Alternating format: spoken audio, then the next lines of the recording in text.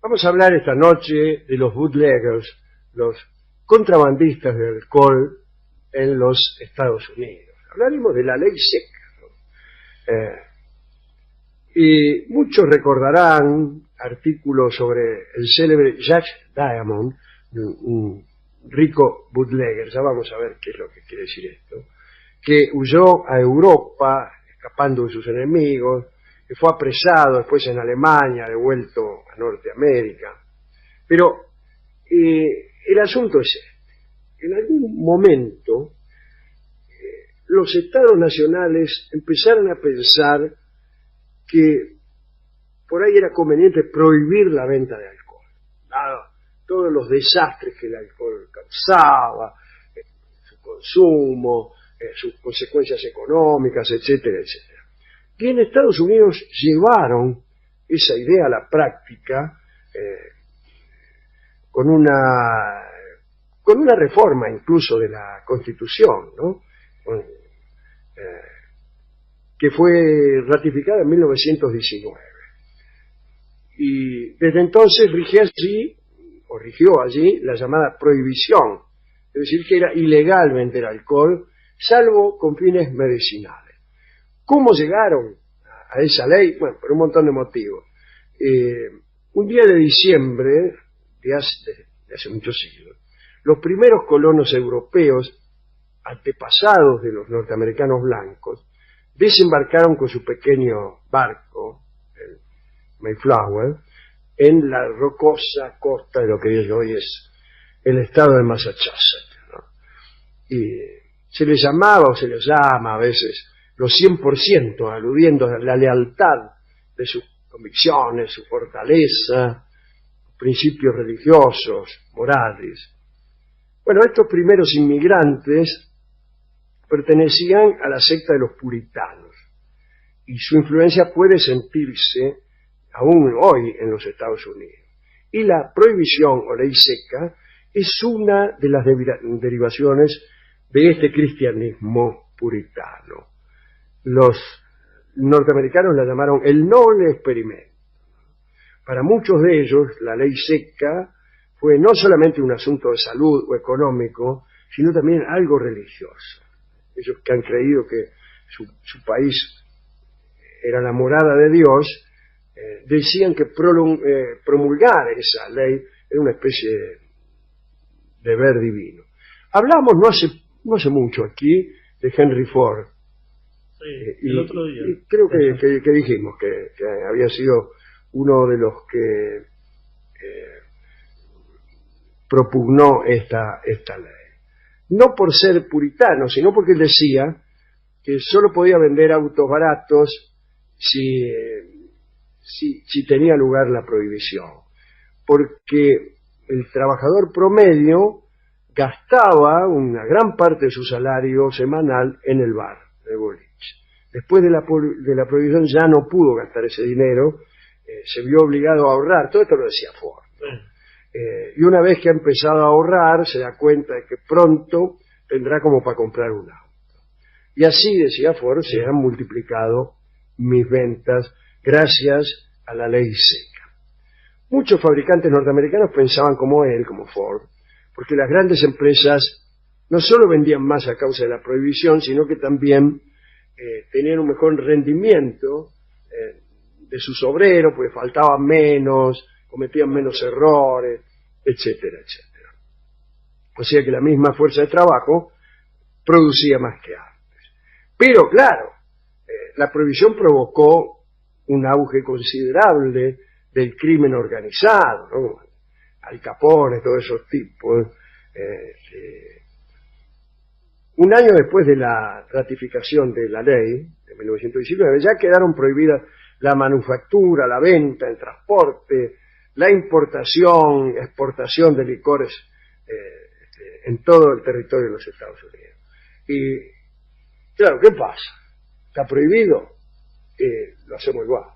Y ahí aparece el crimen organizado, ¿no?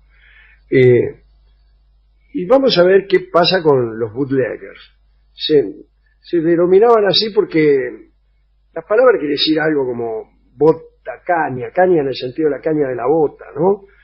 Porque en memoria de los buscadores de oro de Klondike, allí cada hombre llevaba una botellita de aguardiente en la caña de la bota. Y de ahí parece que viene este nombre, porque ya durante la época de la ley seca, muchos escondían las petacas. Tiene una forma semicircular. Le entraba fenómeno ahí, ¿no? Bien.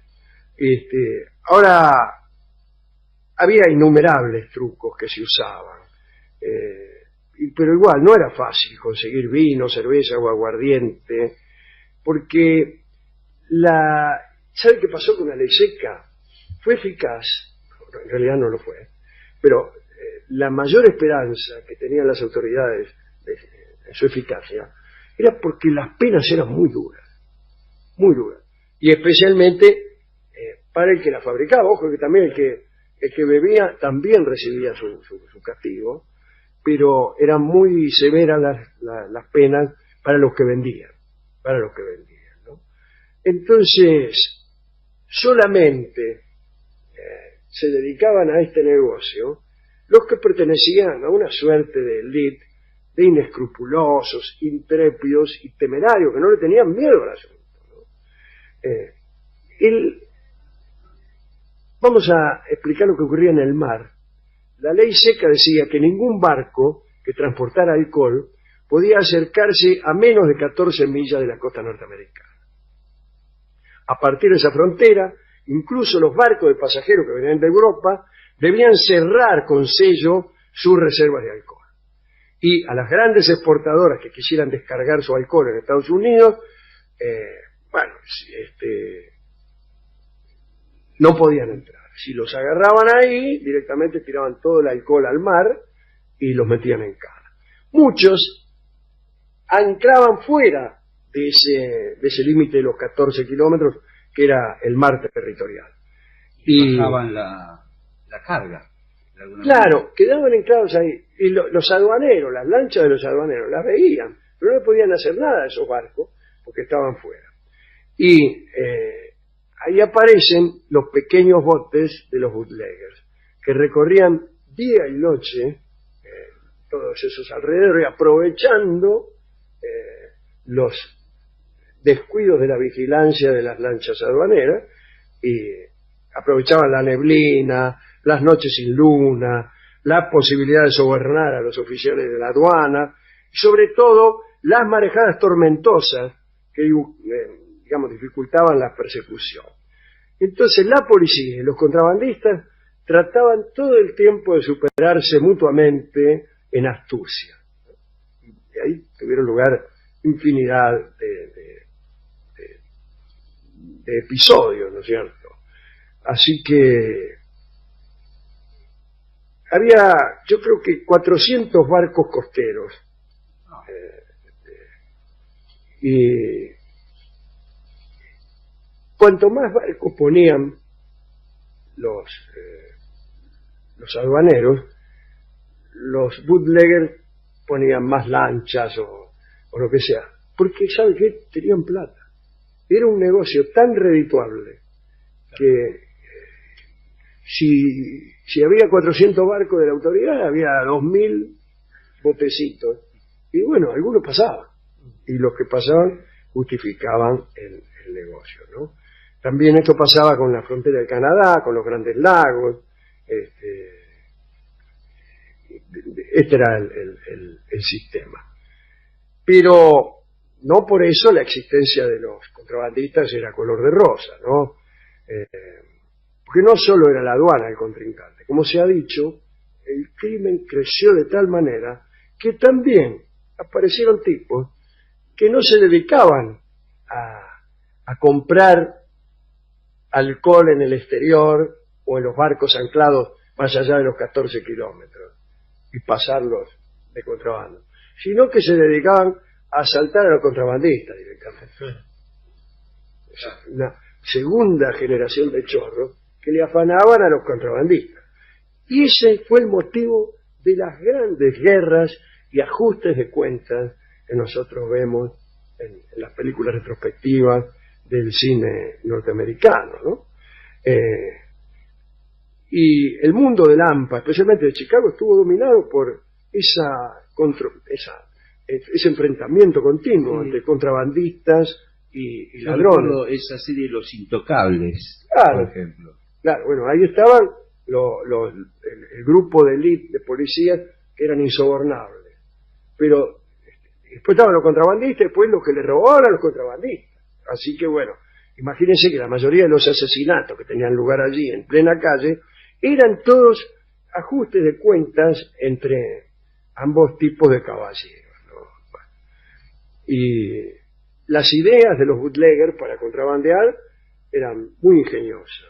Por ahí se disfrazaban de policía, cruzaban la frontera con la carga de whisky abajo de los cascos de la cana, organizaban funerales solo para pasar el aguardiente dentro de los ataúdes, usaban ropa interior de caucho que estaba llena de licor, en los restaurantes vendían muñequitos o abanicos con una botella adentro.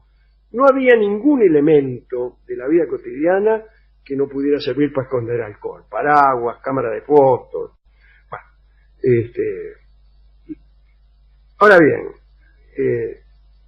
durante la década de 1920, la opinión pública dio un giro y la gente decidió que había sido peor el remedio que la enfermedad. El consumo de alcohol no solo subsistió, sino que continuó en forma clandestina y bajo el control de mafias feroces. En vez de resolver problemas sociales como la delincuencia, la ley seca había llevado el crimen organizado a sus niveles más elevados de actividad como nunca antes se había percibido en los Estados Unidos. Así que el 21 de marzo de 1933, Roosevelt, Franklin Delano Roosevelt, ¿no?, firmó el acta que legalizaba la venta de cerveza. Primero fue de cerveza, le permitían hasta un 3.2% de alcohol, y después vino y después ya todo. Ahora, hay algunas otras leyes secas, especialmente en los países... Bueno, en la Argentina hay una ley seca, que es una restricción del consumo de alcohol, generada por la prohibición de venta de bebidas alcohólicas en ciertos horarios y en ciertos foros. Así que hay. En el mundo musulmán se prohíbe el alcohol en muchos países, sí, por una prescripción que aparece en el Corán, ¿no? Pero hay mucha diversidad en la aplicación según los países. Y generalmente en los hoteles internacionales, en el bar del hotel se puede beber, pero en ningún otro punto de la ciudad. En ningún otro punto, sí. Qatar prohíbe la importación y castiga a los que se embriagan con sanciones de cárcel o deportación. Pero, como acaba de decir usted, se puede conseguir alcohol en los restaurantes y bares de ciertos hoteles, y los ciudadanos extranjeros pueden obtener alcohol mediante un sistema de permisos. En Kuwait hay ciertas penas, pero en Arabia Saudita hay castigos muy severos, son semanas o meses de cárceles y a veces alguna clase de castigo físico. Bueno, ¿a quién podemos dedicar esta recordación de la ley seca norteamericana y de los bootleggers y de toda esa gente? ¿A quién se lo ocurre? Yo le dedicaría a Coco Silly. ¿Por qué a Coco Silly, señor? Porque la verdad que está en contra de todo el informe. Sí. Y yo estaba pensando en él y en algunos otros compañeros históricos que deben estar semienterrados. Bueno, hemos ido a la discoteca y vamos a escuchar un tango que se compuso un poco después de la abolición de la ley seca. Ahí está, me están llamando. Sí. Y se llama El vino triste. Un tango hermoso, tango hermoso. El compositor es el director de una orquesta muy demasiado tradicional, resistida por los más exquisitos aficionados al tango, que es Juan D'Arienzo. Ah, D'Arienzo, sí. D'Arienzo es el autor de la música de este tango, y fíjese qué música tan linda que tiene. Vamos a escuchar una de las versiones que hizo Hugo del Carril. La otra que yo conozco pertenece a una película.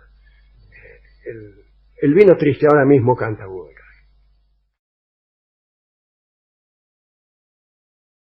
Carril. Bueno, vamos a hablar de mujeres y de incas hoy. Ah, eso está muy bien. Vamos a Atahualpa. El Inca. Llegada, claro, el Inca Atahualpa. Que bueno, en el tiempo de la llegada de los españoles parece que era un hombre de unos 30 años, bien dispuesto, no se sabe a qué, pero bien dispuesto.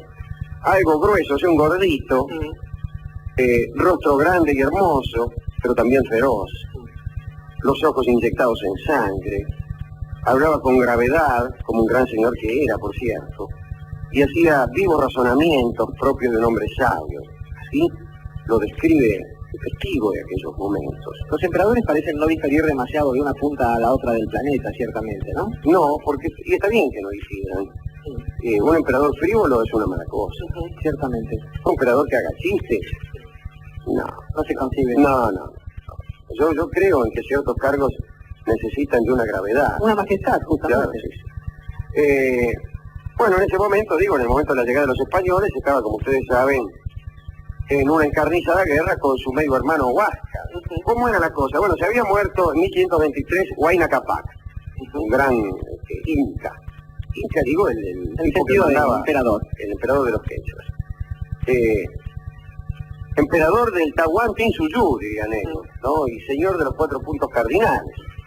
Y se muere, hay un heredero, Ninan Cuyuchi, que rápidamente muere también. Y en realidad los dos, tanto Ninan Cuyuchi como su papá, Huayna Capac, mueren de viruela.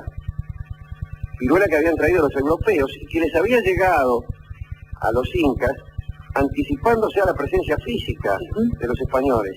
Había sido más rápida la viruela que los muchachos, que habían muerto los dos de viruela.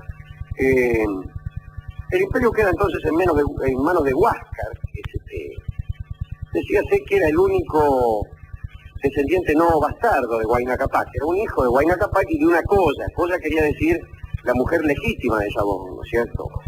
Entonces, bueno, ahí, Huáscar. Y lo primero que hace este Huáscar es mandar traer desde Quito, donde había muerto Huayna Capac, la momia de su padre hasta el Cusco. El ombligo del mundo, para decirlo. El ombligo del mundo, que ahora se llama La venganza será terrible. Entonces dice, che, tráigame de allá de Quito la momia de papá, Huayna Capac. Entonces vinieron unos orejones. Los orejones eran los aristócratas que se ponían unas cosas para estirarse las orejas y le batían los orejones a los abuelos. Pero eran los tipos de... Va una comisión, una comitiva acompañando los restos de Huayna Capac.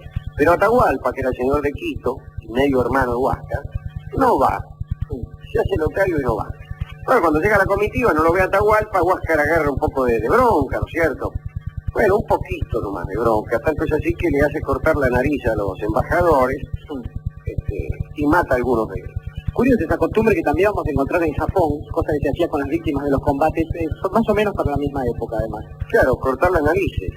Diría Mario Malta para lo que hay que oler. Sí. Poco después llega al Cusco otra embajada de Quito que venía a rendir homenaje y pleitesía a Huáscar y tampoco viene a Atahualpa. Nuevas represalias contra los que venían, mata 3 o 4, le corta las narices, algunos otros los desnuda y los manda para Quito en ese estado humillante. Bueno, entonces Atahualpa aprovecha en Quito, Atahualpa era el señor de Quito, aprovecha y se enoja y declara la guerra. Por cierto, Atahualpa era hijo bastardo de Huayna Capac, es decir, que era medio hermano solamente de Huáscar. Se reúne a 3 generales, Quisquis, Calcuchimac y Rumi Ñahui, que eran los 3 generales de Atahualpa. Empiezan a hacer sus planes, entre paréntesis descubren a 2 espías de Huáscar. Bueno, primero los atormentan para que les revelen todos los planes de Huáscar, y después procede a desollarlos vivos, haciendo con las pieles unos simpáticos tambores de guerra, tal como se acostumbraba en aquel entonces. Empiezan las batallas. parece ir ganando Atahualpa, ¿no es cierto? Hay represalias por ambas partes, refinadísima crueldad. Finalmente Huáscar gana una pequeña batalla en las puertas del Cusco, si me permite la expresión, o sea que te van a abrir. Hicieron la puerta, sí, de la humilde casa. Pero bueno, finalmente gana Atahualpa. Sé que está entrando gente, ¿no? Sí. Bueno, ¿que te llueve, che? Ah, bueno, paró. Usted ya estaba esperando que parara para venir. Bueno, Atahualpa le gana. Ahí está. Calcuchimac aprehende personalmente a Huáscar, del mismo modo que después haría Pizarro con Atahualpa. Él se apodera de la persona de Huáscar. Se pone sus ropas, pone las ropas de Huáscar, y engaña a las tropas de Huáscar. Dice, vengan, qué sé yo, las tropas creyeron ver venir a su señor, fueron a abrazarlo, y cuando fueron a abrazarlo aparecieron los otros, estaban escondidos y los cargaron. Después hacen otro engaño, prometen a toda la nobleza del Cusco que los van a perdonar si es que se presentan los tipos y no perdonan a nadie, los someten a torturas, los obligaban, por ejemplo, a arrancarse las cejas y pestañas mientras recitaban unas letanías y unas promesas de fidelidad a Atahualpa, y tenían que arrancarse uno por uno los pelos de las cejas y después las pestañas, y las tiraban al aire. Bueno, ¿qué quiere que le haga? Yo lo inventé, era gente que hace lo mismo hoy en día. Escúcheme, no. Bueno, después lo mandaron a traer a Huáscar, a su madre, la cosa Aragua Oclo, a su mujer, Chucuy Guaypa, y procede a denigrarlos delante de la tropa. Los carga, le hace chistes. No tienen pestañas. Todas las mujeres e hijos de Huáscar fueron ahorcados, o casi todos, como se verá después, algunos sobreviven, 80, digamos. Después le tocó el turno a los hermanos y a los parientes, 1500. Ahí nomás. Y el Inca fue obligado a presenciar estas atrocidades. No dijo nada en el transcurso de las atrocidades, que debieron durar mucho, porque por expeditivo que se sea, cargarse a 1580 personas no es cosa de un minuto. Lleva su tiempo. Pero ya lo último, cuando le matan a una moza que andaba con él, una de sus concubinas, calculo yo, Huáscar dice entre dientes, lo único que dice en todo eso: ojalá que Viracocha, Dios, ojalá que Viracocha, quiera Dios que Dios, les haga lo mismo a ustedes. Y justo en ese momento aparecen unos Viracochas, unos dioses blancos y barbudos que vienen desde el norte. Pero esos dioses en realidad no iban a favorecer a ninguno de los dos bandos. En aquel momento Atahualpa estaba gozando de su triunfo en Cajamarca, que era un lugar donde había unos baños sulfurosos, una especie de ternario hondo, henchido de soberbia, ahí esperando a los barbudos viracochas, o españoles. Digo, viracochas querían ser dioses, no decían dioses porque pensaban que así lo eran, gente pálidas, extrañas. Pero Atahualpa no les tenía miedo, pensaba que los iba a destruir. Pero ustedes conocen el episodio, que no hemos de fatigar a nadie contándolo, en que Pizarro, en un golpe de audacia, se apodera de la persona de Atahualpa, en medio de miles de indios, se apodera de Atahualpa y sorprende a todos de un modo tal que queda dueño de la situación. Incluso fuera, en las afueras de Cajamarca, estaba Rumiñahui, uno de los tres generales de los que hemos hablado, con unas tropas que estaban destinadas a perseguir a los españoles cuando estos huyeran, porque se contaba con que iban a huir. Cuando ve que, como van las cosas, que Pizarro se ha apoderado de Atahualpa, Rumiñahui no duda que Atahualpa ha de morir. Y se raja para Quito, tratando de hacerse dueño él de la situación. Para lo cual se dirige a un lugar donde amontonaban minas, que el Inca, mejor dicho, que Atahualpa tenía para su uso.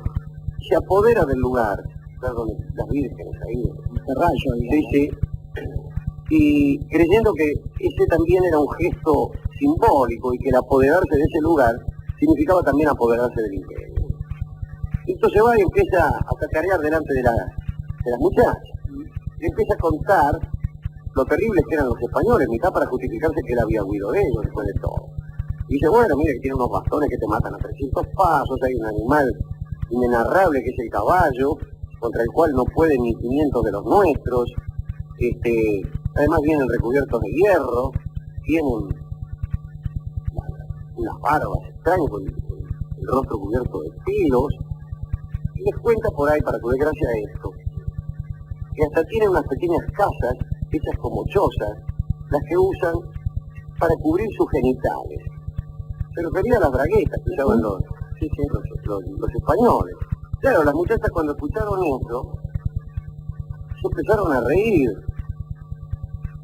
Y esto le cayó muy mal a nuestro amigo Rumi Ñahui. Se enojó, y se enojó tanto. Nadie sabe por qué se enojó.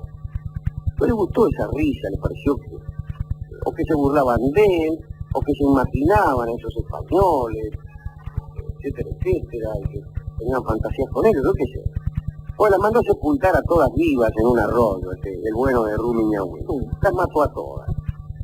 Atahualpa en tanto hacía amistad con sus castores, especialmente con Hernando Pizarro y Hernando de Soto, con su amigo Hernando de los autos, el mismo tipo cuyo nombre dio cuyo nombre sirve ahora de marca un automóvil. Hernando de Soto estaba en el Perú, como estuvo también en el Golfo de México y estuvo en tantas... En el Mississippi. Uno de los más simpáticos conquistadores. Y se había hecho amigo de Atahualpa, que jugaba al ajedrez con los carceleros. Este inteligente le había enseñado a jugar al ajedrez, había aprendido y jugaba. Y perdía, claro, pero bueno.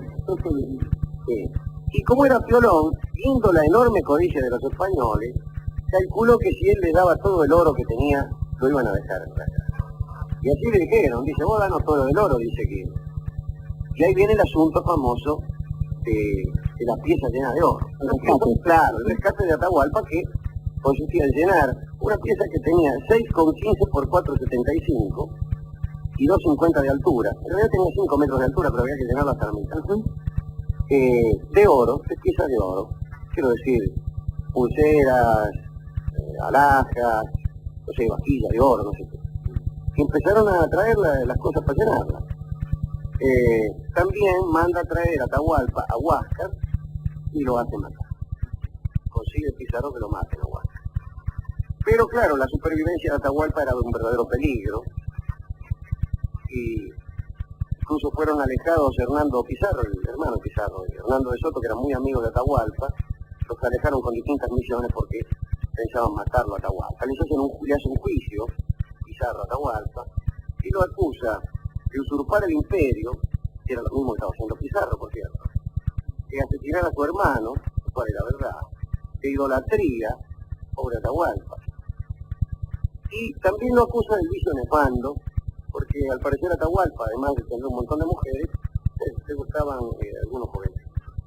Y lo condenan a la hoguera, pero como se convierte a último momento al cristianismo, bueno, le perdonan la hoguera y lo condenan al garrote vil. Realmente hay gente que nace con suerte. Un mal día, ¿eh? Sí. Tengo dos noticias, una mala y otra buena. La mala es que te condenamos a la hoguera, y la buena es que te perdonamos y te condenamos al garrote vil.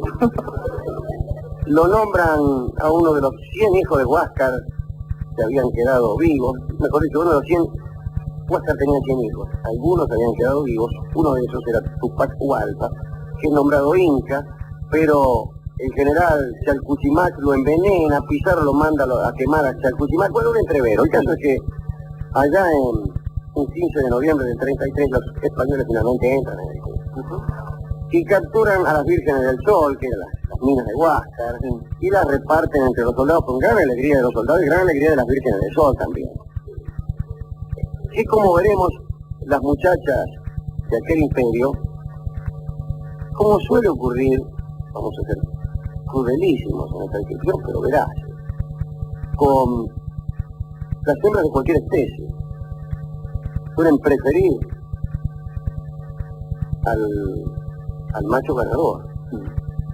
Y esto sucedió cabalmente en América, porque la victoria de los españoles fue también una victoria erótica y sexual. Las mujeres empezaron a preferirlos, mitad o 3/4 partes, porque era un gran negocio hacerlo. Por empezar, los hijos engendrados con españoles ya tenían mucho más derechos que los hijos que ellas pudieran engendrar con indios, y desde luego también era mucho más negocio ser la mujer de un español que la mujer de un indio. Costumbre que se trasladó por otra parte en nuestras guerras civiles tiempo después. Desde luego, también las mujeres prefirieron a los que no tenían otra alternativa, también pobres. Esto no es un juicio que parcialmente ningún tipo de cosas, y hoy mire qué porquería. Pero así pasó. Hay que decir también a favor de los españoles que los tipos no le hicieron asco a nada, como sucedió en otras invasiones de América, digamos, las invasiones sajonas, en donde aquellas personas casi no se mezclaron con los indígenas, quizá por pensarse superiores, quizá porque trajeron sus propias mujeres, o quizá porque les gustó más matarlos, cosa que tampoco dejaron de hacer los españoles, hay que decirlo. Pero bueno, el caso es que Pizarro se lleva a una mujer india, Pesira, que era hermana de Huáscar, y se la había entregado a Atahualpa, que también era medio hermano de la tipa. Digo, a los incas les gustaba, como a los egipcios, un cielo de incesto en sus matrimonios reales, ¿no? Le ponen de sobrenombre Pispita, y finalmente se cristianiza y se llama Inés Yupanqui Guala. El apellido de Huáscar y de Atahualpa era Yupanqui. Y para decirlo no cristiano, de nuestro amigo Atahualpa, era Atahualpa Yupanqui. Y ahí es donde salta nuestro querido Donata el nombre, ¿no? Y así nacen, pues, numerosísimos descendientes de esta verdadera fiebre que se desató particularmente sobre el Cusco, donde los españoles rápidamente hacían migas con las muchachas y se armaban unos toles impresionantes, y fueron tantísimos los nacimientos, había una cosa que no se podía parar, porque así como ellos rápidamente conquistaron un imperio, fueron conquistados por aquellas muchachas también con la misma rapidez. Y yo quisiera dedicar este recuerdo de aquellos primeros días de crueldad, de guerra, aquel primer y terrible encuentro entre la raza quechua y los españoles. Digo a las muchachas, a las que la pasaron muy mal, las pobres vírgenes del sol y las pobres muchachas del Serrallo de Atahualpa, que tuvieron que aguantar toda clase de vejámenes, a las que pudieron pasarla bien, como aquellas que se casaron y hasta fueron muy amadas por algunos españoles. Y en general pero debieron ser bellas, así que en general podríamos decir además que esto resuelve de alguna manera, o no resuelve en términos de sancionar nada, pero sí puede responder esa vieja pregunta que le hacen algunos oyentes indignados cuando suponen que usted está del lado del Imperio Español o bien del lado del Imperio Inca, cuando en realidad la conquista se resolvió, si bien empezó por cierto tipo de intereses, sí se resolvió de alguna manera, se resolvió por unos ojos negros, por ejemplo. Bueno, yo estoy a favor de eso, por tus ojos negros. Hablamos el otro día de unos libros cuyo autor yo no recordaba, unos libros acerca de la Patagonia, pero también de los canales fueguinos, de los indios de aquellos canales, los yaganes, los onas, que no eran de los canales, sino del interior de la Isla Grande, y también de los alcalufes, creo que son los otros. Bueno, yo no me acordaba el nombre del libro. Bueno, vamos a hablar hoy de algunas cosas que provienen de ese libro. Y tienen que ver, creo que tienen que ver con el lenguaje de los yaganes, unos indios que andaban siempre en canoa, ya vamos a ver. Alguna vez en el programa, pero hace mucho, hablamos de las primeras tentativas civilizadoras en los canales del sur, y desde luego hablamos de Fitzroy, que era un capitán inglés de un buque científico llamado el Beagle, que estuvo largos años en las tierras australes investigándolo todo. En esa fragata, creo que era una fragata, la Beagle, viajaba nuestro amigo Darwin. Hemos dicho muchas veces que no le gustó a Darwin este lugar. Decía que eran tierras dejadas de la mano de Dios. Habrá llegado en mal día, ¿no? También. Y estaban allí, como hemos dicho, los indios yaganes, gente muy pobre, que andaba siempre en canoa. Tenían el torso muy grande y unas piernas finitas y chuecas, que eran así porque no las usaban nunca. Eran finitas porque no las usaban. Y Y chuecas porque se metían adentro de la canoa, andaban todo el día en canoa, así que no tenían piernas poderosas. Pero sí tenían unos brazos muy poderosos, ya que andaban remando todo el día. Bien, una vez que terminó la expedición del Beagle, vinieron otras expediciones. Todas tuvieron bastante mala suerte. Por ejemplo, el amigo Alan Gardiner fue creador de una misión en la Patagonia. Habían hecho una especie de iglesia y unas casitas, y terminaron todos muertos. Les había ido mal a todos. También el capitán George Buckingham apenas logró sobrevivir de los ataques de los yaganes. Hoy vamos a hablar de dos misioneros que siguieron a esta expedición y se llamaban Stirling y Thomas Bridge. Esto fue allá por el año 1870, era bastante lejos en el tiempo de la primera expedición de Fitzroy. En enero de 1862, el obispo Stirling, secretario general de la Asociación Patagonia, se hizo a la mar en Londres. Y lo esperaba una sorpresa. Cuando llegó a Tierra del Fuego, se encontró con Thomas Bridge, que era hijo adoptivo de otro explorador anterior llamado Despot. En realidad este hombre se llamaba Bridge, que desde luego es puente en inglés, porque su padre adoptivo, Despot, lo había encontrado muerto de hambre bajo un puente de Londres y le puso como apellido Bridge. Bueno, parece que este Thomas Bridge, ayudado por una pareja de yaganes que se llamaban Ococo y Ganilena, sí. Ococo Silly y Ganilena, se había entretenido en tantos años de soledad en tierras para él hostiles y casi sin ver a ningún occidental, o sin ver a ningún occidental. Occidental está mal dicho, ya que esas tierras eran muy occidentales, ninguno europeo debería ser. Había adquirido una cierta destreza en el manejo del idioma yagán. Los tipos le habían enseñado a Bridge el idioma yagán. Bueno, cuando llegó Stirling, Bridge le demostró sus conocimientos. Llegaron ahí y Bridge empezó a hablar con unos yaganes que estaban por ahí y los yaganes le contestaron. Bueno, Bridge después les dijo que él había evangelizado a muchos yaganes y que habían recibido esta evangelización con bastante interés. Sin embargo, algunos yaganes, que eran justo los que habían matado a todos los de la misión anterior de aquel otro tipo, se alarmaron mucho cuando el reverendo Bridge les contó acerca de la resurrección de los muertos. No les gustó mucho porque tenían miedo, estos yaganes, que los que ellos habían matado resucitaran y tomaran venganza. De manera que tuvo Bridge que expresar que, en cualquier caso, la resurrección de la carne era otra cosa, etcétera, etcétera. Muy bien. El caso es que Stirling empezó a establecer ahí al margen del canal de Beagle un sitio para evangelizar todavía mejor a los yaganes. Eligió un sitio sobre la costa norte que los yaganes llamaban Ushuaia. Este nombre está compuesto por las palabras Ushu, que significa penetrante en dirección al oeste, como sabe cualquiera que domine el idioma yagán. El idioma yagán es muy fácil. Ah, sí. Penetrante en dirección al oeste se dice Ushu, sí. Y todo por el estilo.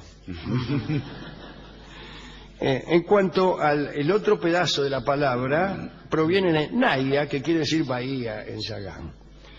El lugar elegido está frente a la actual ciudad de Ushuaia. Era en verdad el único territorio propicio para el pastoreo de ganado.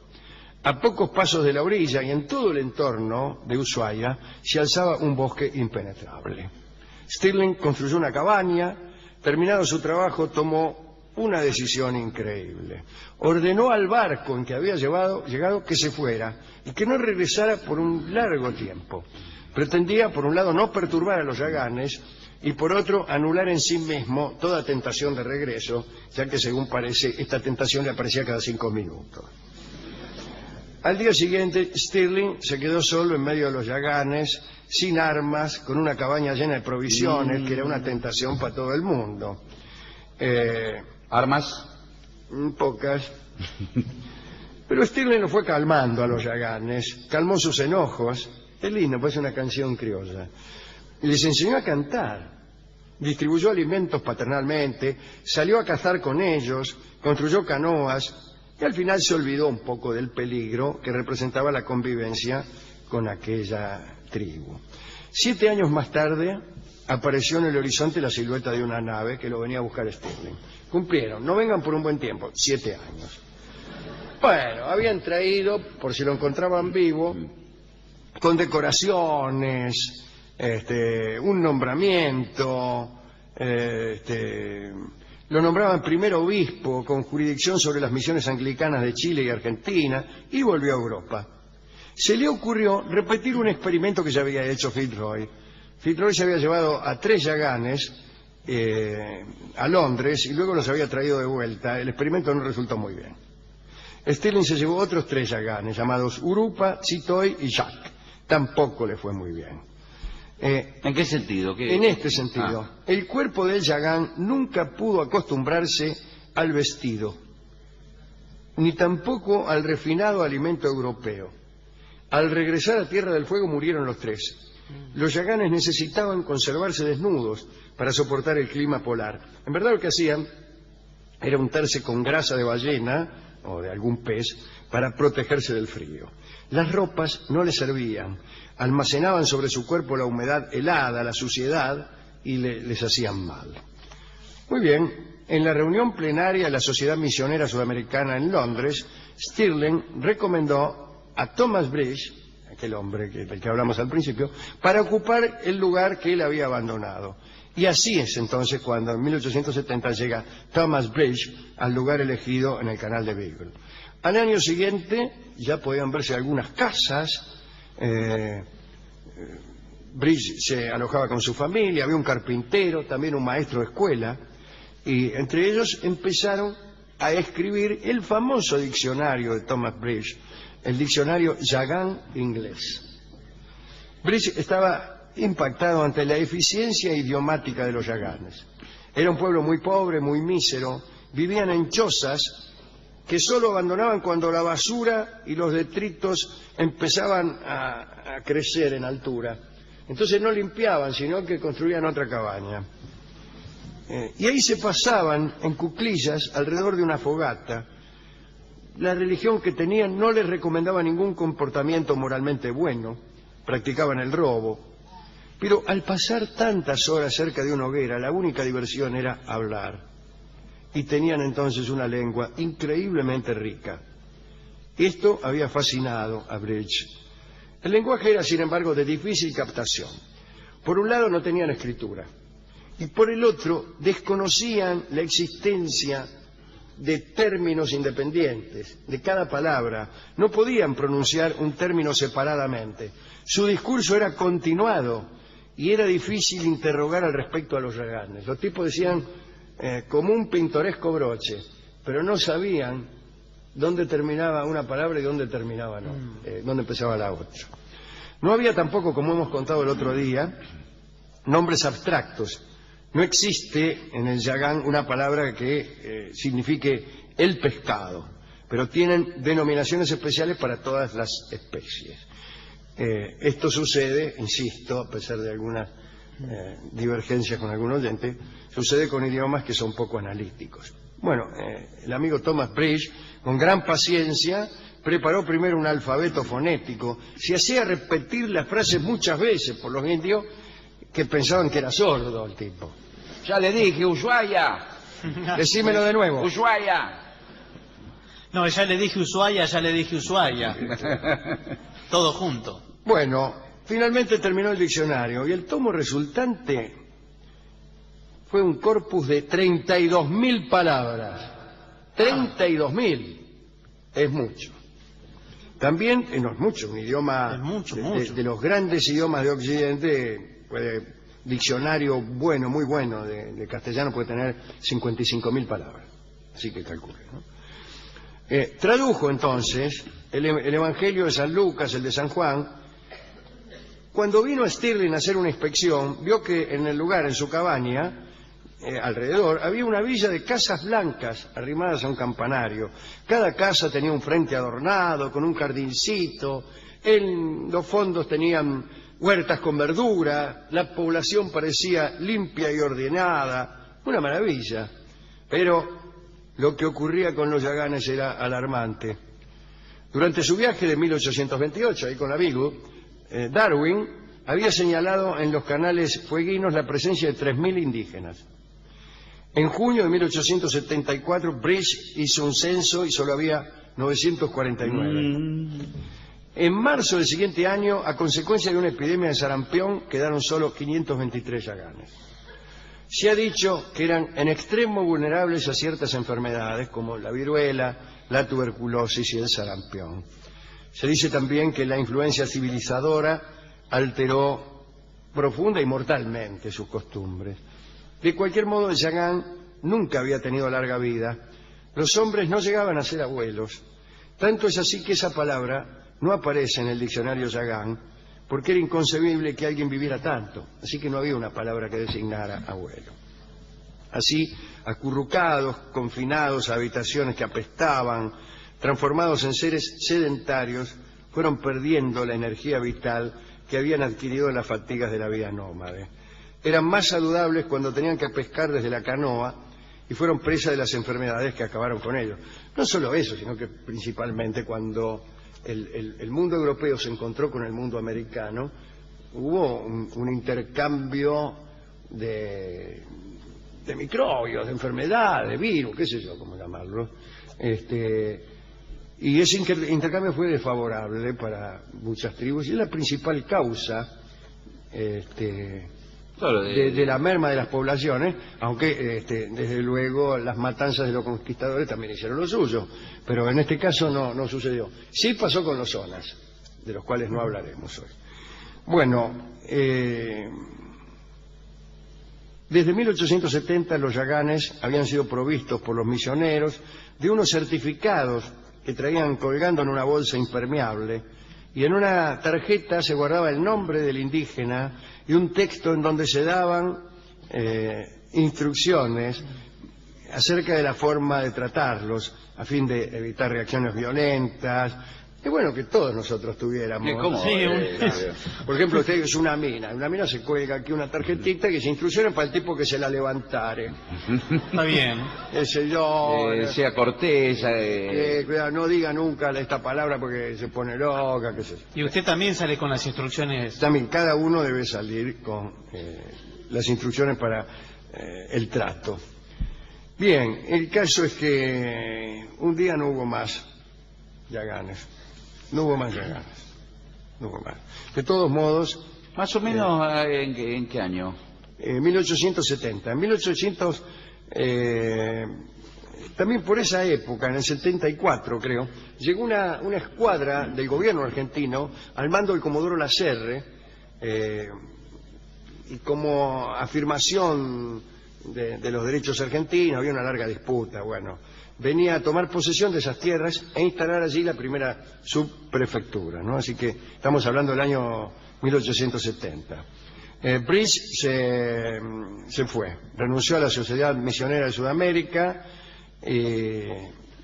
ya que esa sociedad se disponía a evangelizar Yaganes, y en determinado momento descubrieron que los Yaganes se iban a extinguir muy pronto, así que no valía la pena seguir evangelizándolos. Y bueno, se dedicó Bridge a la ganadería lanar y murió en 1898 cuando estaba de visita en Buenos Aires. En el caso de los Yaganes, insisto, no fueron víctimas de la agresión armada de los blancos, como ocurrió con los zonas, sino que murieron al confrontarse dos mundos y al registrarse un intercambio fatal para ellos. Esta es la charla de hoy, dedicada a los indios del sur argentino, especialmente a estos de las canoas, que tenían un idioma tan rico, aunque equívocamente rico.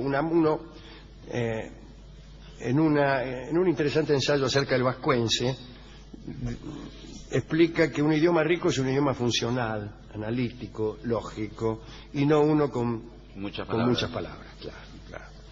Bueno, hemos ido a la discoteca y le hemos explicado esta historia de los Yaganes. Es muy interesante. La verdad que el discotecario tendría que... No, el discotecario se durmió a la segunda Pero- palabra y yo dije, cuando vinieron en un barco, creo al principio, y le quedó barco y me dio el disco, mañana zarpa un barco.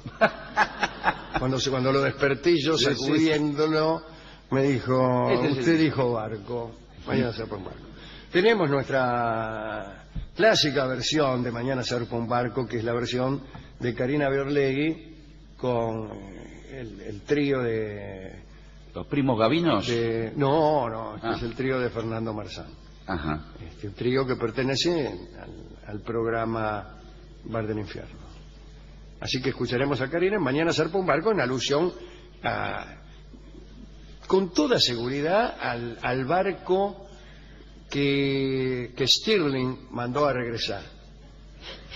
Aquel barco que tardó 7 años. Qué La lindo letra gesto. habla de eso. No, el tango no habla de eso. ¿Y entonces cómo no remita menciona, eso? no menciona en absoluto a Tierra ¿Y del entonces Fuego. cómo sabe usted que- Pero yo estoy seguro que este No, tango fue bueno, compuesto bueno. pensando en el reverendo Bridge, en el reverendo Stirling. En la ¿Los fragata- menciona la letra? No lo menciona. Bueno, no lo señor. menciona. Lo más parecido que menciona es el mar. Bueno, Cuando uno dice el mar, ¿en qué piensa uno? en el mar. En el mar. Pues yo ¿por qué no en los canales fueguinos? Bueno, Yo oigo mar y ya los Yaganes. Oigo mañana zarpa un barco, extinción de los Yaganes. Adelante entonces con Mañana zarpa un barco, el tango de Lucio de Mare,